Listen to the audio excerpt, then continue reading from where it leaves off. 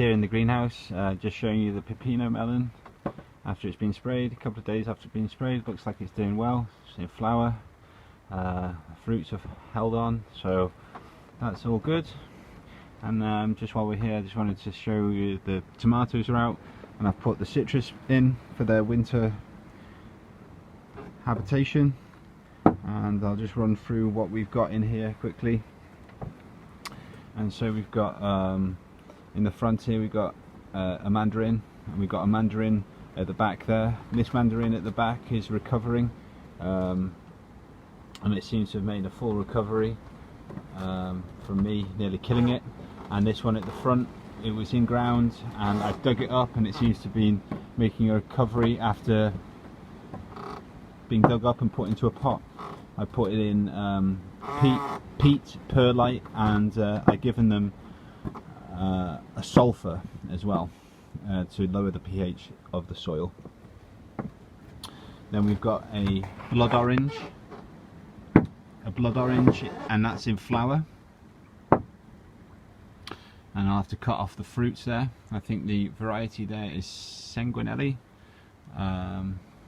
Yeah. That seems to be doing okay. There's a few, maybe a few issues on the old leaves, but it's pushing out new growth. It's in flower, it seems to be okay. And the one at the back is a similar sort of blood orange. I'm not sure the variety, but that one was nearly killed and it's come back, so it looks pretty healthy. Again, I gave it peat, perlite, and some sulphur to lower the pH.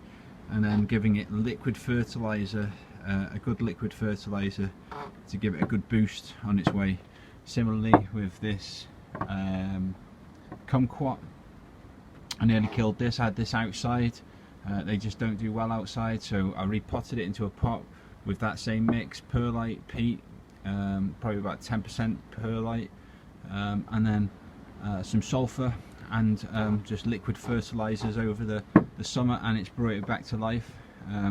So that was a bare rooting that I did on the kumquat, the blood orange, and the mandarin at the back there. Those all needed bare rooting, perlite, peat, sulphur, and liquid fertilizers, and they've come back. Next we've got a lime quat, and that looks like it's lacking in iron or something like that. Definitely not magnesium, but it's lacking in iron or something, but it's alive, and that's the main thing. And it didn't fruit for me, it didn't flower for me this year. I think it's because of a lack of heat, so we need to keep it maybe in the polytunnel or in the greenhouse to try and trigger flowering. And then at the back there we've got a grapefruit, and that grapefruit, once again, that's another one that I bare rooted, and I gave it the same treatment because I nearly killed that, but that looks like it's coming back. That was sprayed, that was one of the ones that was in here when I sprayed, so that's coming back. That looks quite healthy, considering it's a grapefruit in the UK. And then the other one that's in here is a lemon, and that seems to have stalled after being sprayed. It's not regressing, it's not losing leaves, it's not pushing out leaves either, so I'll have to keep an eye on that one. That might be better in a pot. And then the only other things I've got in here is some mandarin seedlings, and I've got some lemon cuttings, and they're all pushing out new growth. And the other thing is I've got some orange seedlings, and they're coming up to probably 18 months. Some of them are doing better than others, some of them got better pots than others, so yeah, those are that. And that's where I'll be keeping my citrus over the winter, and it shouldn't get below freezing in here.